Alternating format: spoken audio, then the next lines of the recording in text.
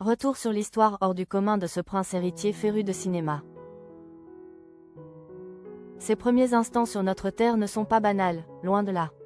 En effet, le prince héritier Alexandre de Yougoslavie est venu au monde il y a 80 ans, dans la suite 214 du Claridge, célèbre palace londonien. Ses parents, le roi Pierre II et la reine Alexandra, se trouvaient à Londres en exil à cause de la Seconde Guerre mondiale. Et la légende veut que Churchill et le gouvernement britannique aient temporairement cédé la souveraineté britannique sur cette suite pour s'assurer que l'héritier du royaume éteint de Yougoslavie puisse naître sur son sol.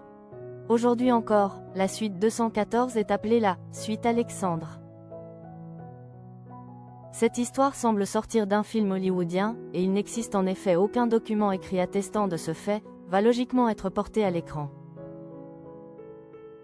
Pour célébrer son anniversaire, le prince héritier Alexandre de Yougoslavie sort un court-métrage biographique intitulé « Sur les traces de l'héritage des rois ». Voici ce qu'on peut lire dans le communiqué de presse qui accompagne le film. Né en exil, vilipendé comme ennemi de l'EAT alors qu'il n'avait même pas 2 ans, il a surmonté des obstacles difficiles sur son chemin, celui que ses ancêtres, membres de la dynastie Karađorđević, avaient entamé et avaient tracé pour lui. Comme on le dit souvent, la royauté ne se mesure pas au pouvoir, mais à la détermination. Les circonstances particulières de la naissance du prince héritier Alexandre ont contribué à le faire entrer dans la légende. Lors de son baptême à l'abbaye de Westminster le 24 octobre, le prince héritier était entouré de ses nouveaux parrains, le roi George VI et sa fille, qui deviendra la reine Élisabeth II.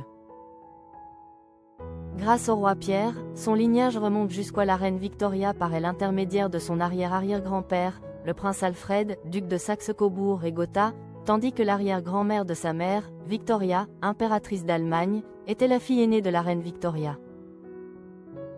4 mois après sa naissance, la Yougoslavie est devenue une république communiste et la monarchie a été abolie, faisant d'Alexandre un prétendant au trône de son pays. En 1947, le prince héritier Alexandre et sa famille, à l'exception de son grand-oncle, le prince George, ont été déchus de leur citoyenneté yougoslave.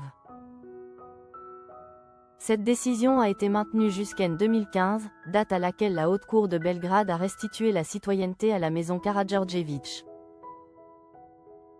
En raison de problèmes de santé et des problèmes financiers qui accompagnent les rois en exil, les parents des Alexandre de Yougoslavie n'ont pas pu s'occuper de lui et le prince héritier a passé son enfance auprès de sa grand-mère, la princesse Aspasia de Grèce et du Danemark, épouse du roi Constantin Ier.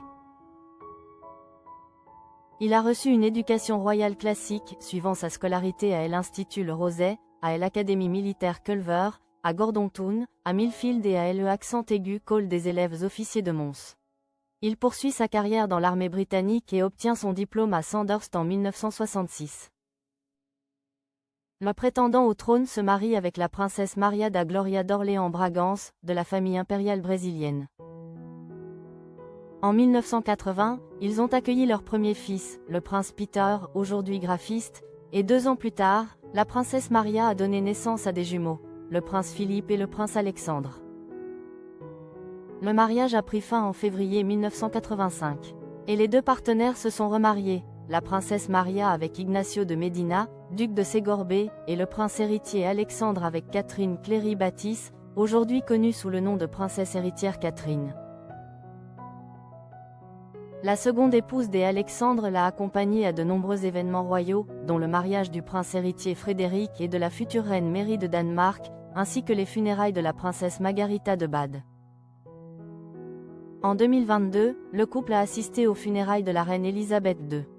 Ce fut sans doute un moment émouvant pour le prince héritier, qui a pleuré sa marraine dans la cathédrale même où il a été baptisé. Connu pour être proche de la famille royale britannique, le prince héritier Alexandre a appris que le roi Charles avait été diagnostiqué d'un cancer et a révélé qu'il avait lui-même reçu un traitement pour un cancer de la prostate à un stade précoce en décembre 2023. Profondément préoccupé par la maladie qui a malheureusement affecté mon cher cousin et ami, le roi Charles III, et ému par le courage dont il a fait preuve, malgré la maladie. En partageant son état de santé personnel avec son peuple, j'envoie le message suivant de soutien, mais aussi de compréhension et de compassion, a écrit Alexandre dans une déclaration à l'époque. L'amour de tous ceux qui le connaissent et de son peuple, qui lui est profondément attaché, aidera Sa Majesté à persévérer et à gagner cette bataille essentielle. Le fait que la maladie soit à un stade précoce donne beaucoup d'espoir. Depuis 2001, le prince héritier yougoslave vit dans le palais royal de Dedinje, en Serbie, et a passé les dernières décennies de sa vie à faire campagne pour l'instauration d'une monarchie constitutionnelle dans le pays. Alexandre n'a cessé d'affirmer qu'une telle mesure permettrait d'instaurer la stabilité, la continuité et l'unité.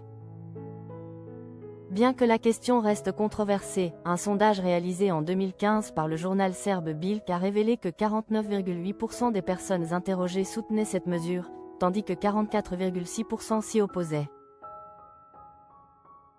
Ce nouveau film fera sans aucun doute découvrir l'histoire extraordinaire du prince héritier Alexandre aux observateurs royaux du monde entier, de Čačak à Claridge.